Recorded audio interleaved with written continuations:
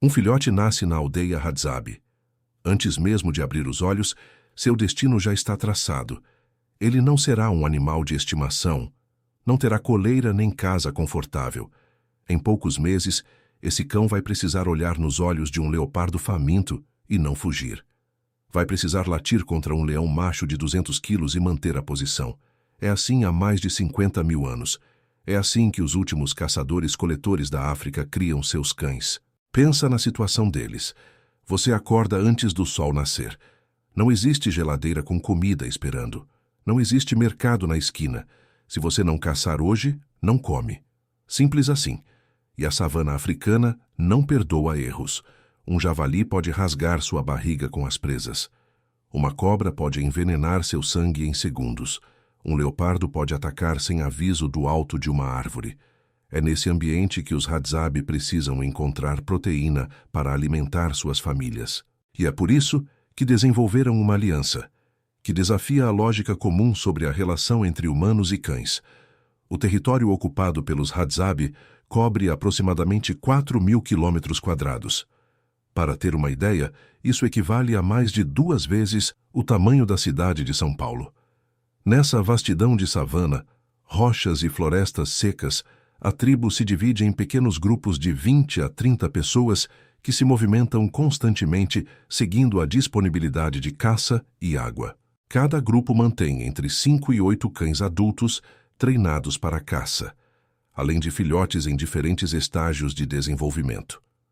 Os cães dos Hadzabe não pertencem a nenhuma raça reconhecida por associações caninas internacionais.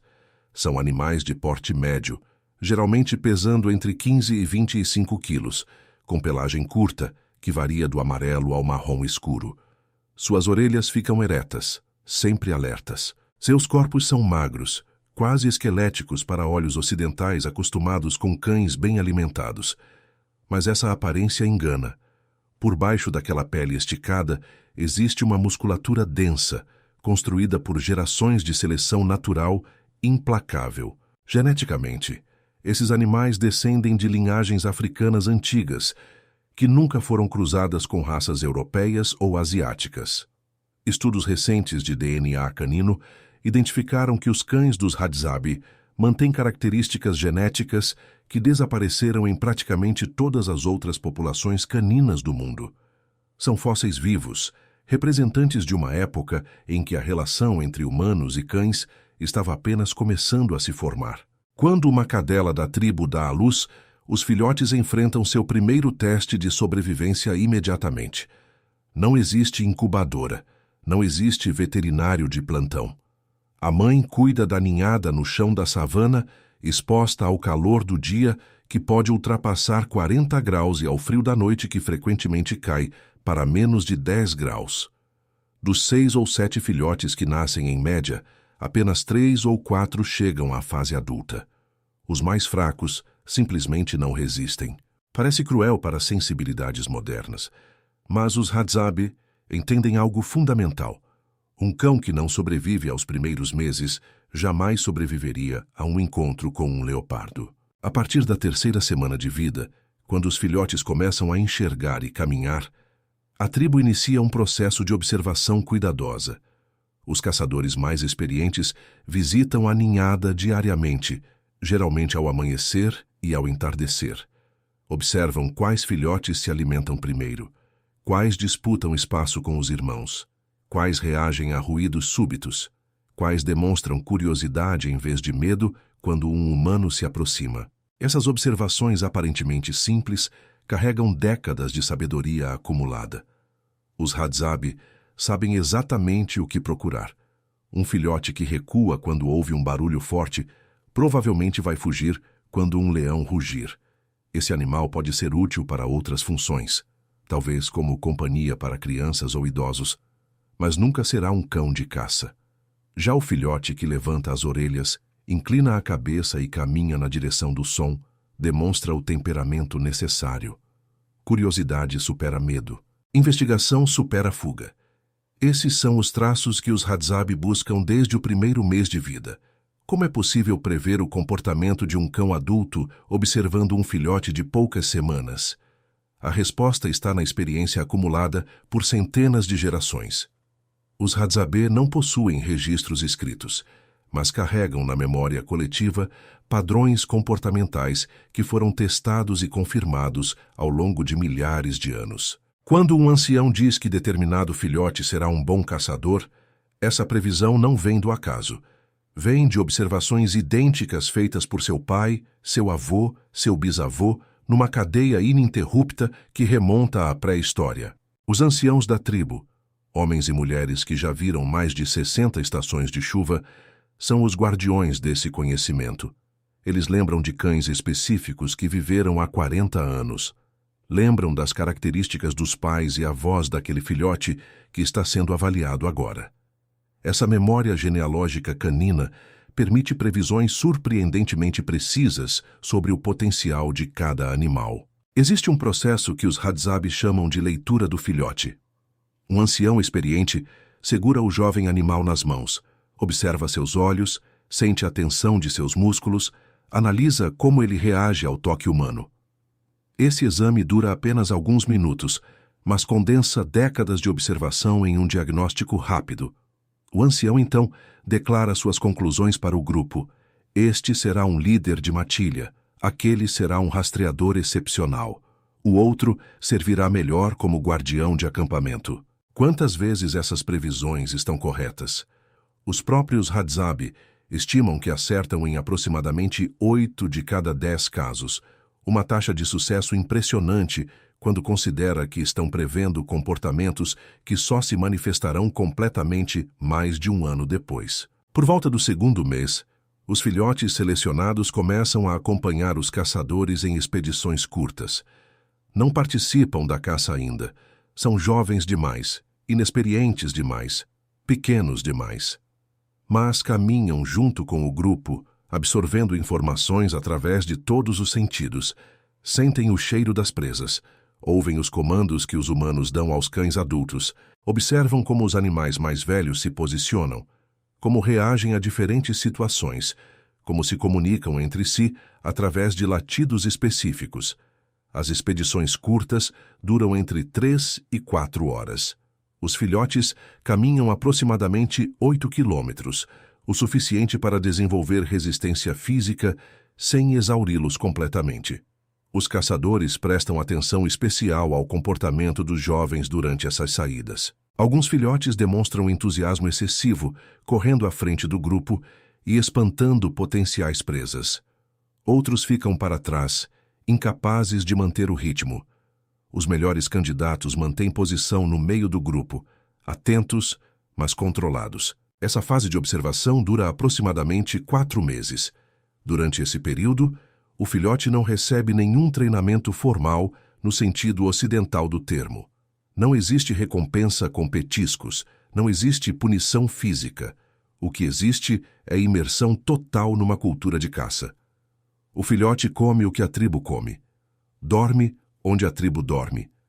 Acorda quando a tribo acorda. Essa integração completa cria um vínculo que vai muito além da relação entre dono e animal de estimação. O cão se torna membro da tribo. Considera a diferença para métodos modernos de adestramento. No Ocidente, cães são treinados em sessões de 15 a 30 minutos, algumas vezes por semana. Recebem comandos específicos, executam tarefas, ganham recompensas. O processo é eficiente para criar animais obedientes que sentam, deitam e dão a pata. Mas seria completamente inútil para criar um cão capaz de enfrentar um predador que pode matá-lo com uma única patada. Os Hadzabe entenderam há milênios que coragem não se ensina em sessões de treinamento. Coragem se constrói através da exposição gradual ao perigo, do desenvolvimento de confiança absoluta no grupo, da eliminação sistemática do medo através da familiaridade. Um cão que cresceu ouvindo rugidos de leões à distância não entra em pânico quando ouve esse som de perto. Um cão que viu caçadores adultos retornarem vitoriosos de encontros com predadores acredita que a vitória é possível.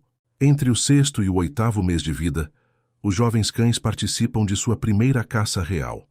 Geralmente, o alvo inicial são presas menores, dik-diks, que são antílopes minúsculos pesando apenas 5 quilos e medindo cerca de 40 centímetros de altura, ou porcos-espinhos, cujos espinhos de até 30 centímetros representam um perigo significativo, mas não letal. Essas caçadas servem como treinamento prático.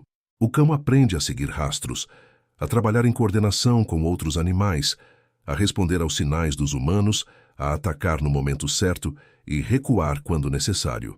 Os porcos-espinhos são particularmente importantes no treinamento porque ensinam uma lição crucial. Nem sempre avançar é a melhor estratégia. Um cão que ataca um porco-espinho de frente vai receber espinhos no focinho. A dor é intensa e memorável. Depois dessa experiência, o animal aprende a circundar, a procurar ângulos de ataque mais seguros, a respeitar defesas naturais. Essa lição se aplicará diretamente quando o cão enfrentar predadores maiores. As primeiras caçadas raramente são bem-sucedidas. O jovem cão comete erros. Avança cedo demais, espantando a presa, ou hesita no momento crucial, permitindo que o animal escape. Os Hadzabe não punem esses erros, simplesmente continuam caçando, dia após dia, permitindo que a experiência faça seu trabalho. Um cão que falha 20 vezes aprende mais do que um cão que nunca teve a chance de falhar. Por volta do primeiro ano de vida, os cães que sobreviveram a esse processo intenso estão prontos para enfrentar presas maiores. Javalis selvagens, que podem pesar até 100 quilos e possuem presas afiadas de mais de 15 centímetros, capazes de causar ferimentos graves. Babuínos que vivem em grupos de até 80 indivíduos e atacam coordenadamente quando ameaçados. Hienas, que competem pelos mesmos recursos alimentares e não hesitam em matar cães que encontram sozinhos. Cada encontro com essas espécies adiciona uma camada de experiência. O cão aprende que javalis atacam em linha reta e podem ser evitados com movimentos laterais. Aprende que babuínos são mais perigosos quando encurralados e que manter distância é essencial.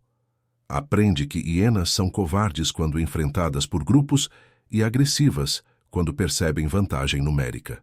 Esse conhecimento prático, impossível de transmitir através de treinamento convencional, se acumula até que o animal esteja preparado para o teste final. O período entre o primeiro e o segundo ano de vida é crítico. É quando a maioria das mortes caninas ocorre. Cães jovens, confiantes demais após sucessos iniciais, cometem erros fatais. Alguns subestimam a velocidade de um leopardo, outros se aproximam demais de uma hiena ferida. Cada perda é sentida pela tribo, mas também serve como lembrete para os cães sobreviventes. Eles veem companheiros caírem, aprendem com essas mortes. Leopardos são considerados pelos Hadzabe como os predadores mais perigosos da região. Isso pode surpreender quem imagina que leões, maiores e mais famosos, representariam a maior ameaça. Mas os caçadores da tribo sabem o que as estatísticas não mostram. Leopardos são silenciosos. Leopardos são pacientes. Leopardos atacam de cima, caindo sobre suas vítimas antes que qualquer reação seja possível. Um leopardo macho adulto pesa em média 60 quilos. Parece pouco comparado aos 200 quilos de um leão ou aos 400 quilos de um búfalo, mas esses 60 quilos são compostos quase inteiramente de músculo. A mandíbula de um leopardo pode exercer pressão de aproximadamente 300 quilos por centímetro quadrado, suficiente para esmagar o crânio de um babuíno adulto. Suas garras, curvas e afiadas como facas artesanais, podem rasgar a carne de um búfalo, e sua velocidade é simplesmente assustadora. Um leopardo pode acelerar de 0 a 60 km por hora em menos de 3 segundos. Isso é mais rápido que a maioria dos carros esportivos. Como um cão de 20 quilos pode enfrentar um predador assim? A resposta está na estratégia desenvolvida pelos Hadzabe ao longo de incontáveis gerações. Os cães nunca enfrentam leopardos sozinhos. Trabalham em grupos de 3 a 5 animais, coordenando seus movimentos de maneira que impressionaria qualquer treinador militar. Enquanto um cão atrai a atenção do leopardo pela frente, outros se posicionam nas laterais e na retaguarda. O predador, acostumado a ser o caçador, de repente se vê cercado e confuso. O objetivo não é matar o leopardo. Cães, mesmo em grupo, dificilmente conseguiriam derrubar um felino dessa capacidade. O objetivo é imobilizar, desorientar, cansar. Os cães latem incessantemente, num ritmo que aumenta a pressão psicológica sobre o predador.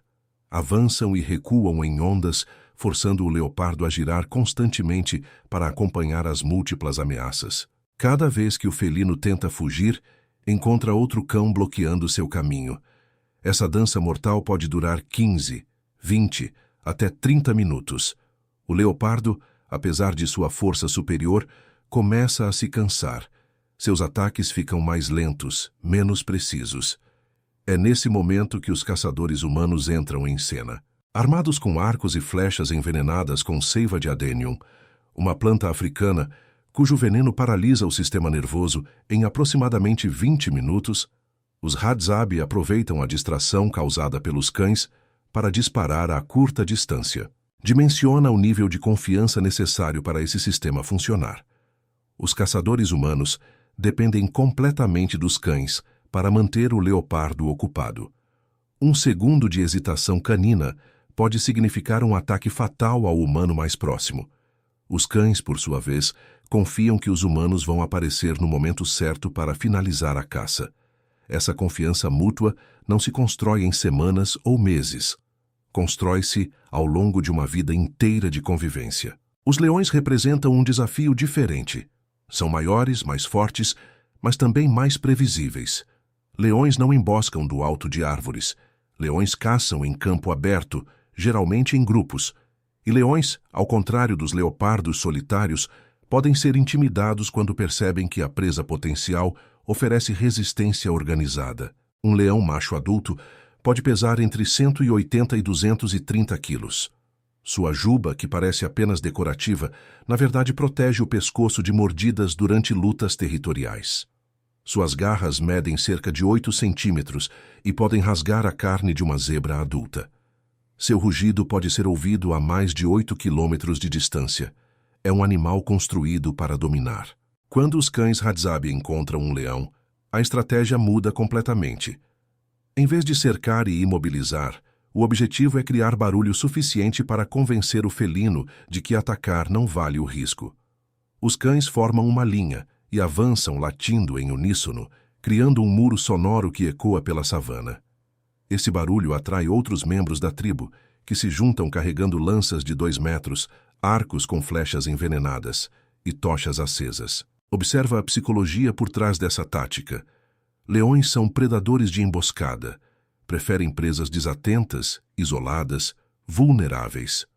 Quando encontram um grupo organizado que claramente detectou sua presença e não demonstra medo, a equação de risco-recompensa muda drasticamente. O leão pode vencer a luta, mas provavelmente sairá ferido. Ferimentos significam dificuldade para caçar nos dias seguintes. Dificuldade para caçar significa fome. Fome significa morte. Os Hadzabe não caçam leões frequentemente. Não existe glória em matar um animal que não serve como alimento e cuja pele tem pouca utilidade prática para a tribo. Mas quando um leão se torna uma ameaça persistente, atacando repetidamente as áreas de caça ou demonstrando comportamento predatório em relação a humanos, a tribo organiza uma expedição de remoção. Nesses casos, os cães desempenham um papel crucial na localização e no confronto inicial. A comunicação entre humanos e cães durante essas operações é surpreendentemente sofisticada. Os Hadzabe desenvolveram um sistema de assobios e estalos de língua que transmite comandos específicos. Um assobio curto e agudo significa parar imediatamente. 2 assobios em sequência significam avançar com cautela. Um estalo seguido de assobio significa recuar para a posição segura. 3 assobios rápidos indicam perigo extremo e ordem de dispersão. Os cães respondem a esses comandos instantaneamente, mesmo em situações de estresse extremo. Esse sistema de comunicação levou gerações para ser aperfeiçoado. Os Hadzabe testaram diferentes sons, diferentes sequências, até encontrar combinações que os cães pudessem distinguir claramente, mesmo com o coração acelerado pelo confronto. O resultado é uma linguagem funcional entre espécies, desenvolvida sem qualquer conhecimento formal de linguística ou comportamento animal. Mas talvez o aspecto mais impressionante da comunicação Hadzabe canina não envolva sons humanos. Os caçadores aprenderam a interpretar os diferentes tipos de latidos de seus cães com precisão notável. Um latido grave e espaçado indica presa grande à distância, provavelmente a mais de 200 metros. Latidos agudos e rápidos significam perigo imediato, geralmente predador a menos de 50 metros. Uma sequência específica de 3 latidos seguidos de silêncio significa que a presa foi encurralada e os humanos podem se aproximar com segurança. Como os Hadzabe ensinam seus cães a produzir esses latidos específicos? A resposta é que não ensinam. Os cães desenvolvem esse sistema de comunicação naturalmente ao longo de gerações, através da seleção dos animais que melhor se comunicavam com humanos. Aqueles cujos latidos eram compreendidos tinham mais sucesso nas caçadas. Mais sucesso significava mais alimento. Mais alimento significava maior probabilidade de reprodução. Ao longo de milhares de anos, esse processo criou uma linguagem canina adaptada especificamente para a comunicação com os Hadzabe. O treinamento para enfrentar predadores também inclui a construção de resistência física extraordinária. Os cães da tribo caminham em média 30 a 40 km por dia durante expedições de caça. Correm em terreno irregular, sob sol escaldante que pode ultrapassar 45 graus ao meio-dia, frequentemente com pouca água disponível. Seus corpos se adaptaram a essas condições de maneira que surpreenderia veterinários ocidentais. O metabolismo desses animais é significativamente mais eficiente que o de cães domésticos, permitindo que mantenham atividade intensa com menos recursos. A dieta dos cães Hadzabe também difere radicalmente da alimentação canina moderna. Não existe ração processada, não existem horários fixos de alimentação. Os cães comem o que sobra das caçadas, ossos ricos em tutano, vísceras nutritivas, pedaços de carne que os humanos não consumiram. Passam 2 ou 3 dias sem comer quando a caça não é bem-sucedida. Essa dieta irregular, que pareceria inadequada para padrões de criação animal contemporâneos, na verdade replica as condições alimentares que moldaram a evolução dos canídeos selvagens ao longo de milhões de anos. Os filhotes que sobrevivem ao treinamento completo e alcançam a idade adulta como caçadores funcionais representam menos de 40% da ninhada original. É uma taxa de sobrevivência que horrorizaria criadores comerciais. Mas os Hadzabe não buscam quantidade, buscam qualidade absoluta. Um único cão excepcional vale mais para a tribo do que 10 cães medianos. E quanto aos cães que falham? Aqueles que demonstram medo excessivo, que não respondem aos comandos, que se recusam a enfrentar presas grandes, os Hadzabe não os descartam. Esses animais encontram outras funções na comunidade. Alguns se tornam guardiões de acampamento, alertando sobre a aproximação de estranhos ou predadores durante a noite. Outros acompanham mulheres e crianças durante atividades de coleta, oferecendo proteção contra cobras venenosas como a mamba negra e animais menores que poderiam atacar. Essa atribuição de funções baseada em temperamento demonstra uma compreensão sofisticada da psicologia canina.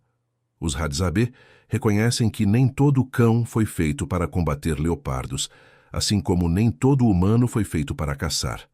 A força da tribo não está em forçar indivíduos a ocuparem papéis inadequados, mas em encontrar a posição certa para cada membro, canino ou humano. As cicatrizes contam histórias. Um cão veterano de caça dos Hadzabe geralmente carrega marcas de múltiplos encontros com predadores, arranhões de garras de leopardo no focinho, marcas de mordida de hiena nas pernas traseiras, orelhas rasgadas em confrontos com babuínos. Essas cicatrizes não são vistas como defeitos. São medalhas de honra, testemunhos visíveis de coragem e sobrevivência. Os caçadores humanos tratam cães veteranos com respeito especial. Esses animais recebem as melhores porções de carne após caçadas bem-sucedidas. São permitidos dormir mais próximos das fogueiras nas noites frias. Recebem água primeiro quando o grupo encontra uma fonte. E quando a idade finalmente cobra seu preço, quando as pernas já não correm tão rápido e os reflexos já não respondem tão prontamente, os cães velhos são cuidados pela comunidade até seus últimos dias. A expectativa de vida de um cão Hadzabe, que sobrevive ao treinamento inicial, é de aproximadamente 8 a 10 anos. Parece pouco, mas considera as condições. Esses animais enfrentam predadores regularmente, caminham dezenas de quilômetros diariamente, comem irregularmente, não recebem vacinas ou tratamento veterinário. Cada ano vivido é uma vitória contra probabilidades impressionantes. Durante a noite, os cães assumem uma função diferente, mas igualmente vital. Enquanto a tribo dorme ao redor de fogueiras que mantêm os predadores à distância, os cães permanecem alertas nas bordas do acampamento. Seus ouvidos captam sons que humanos não conseguem perceber. Seus narizes detectam cheiros de animais a centenas de metros de distância.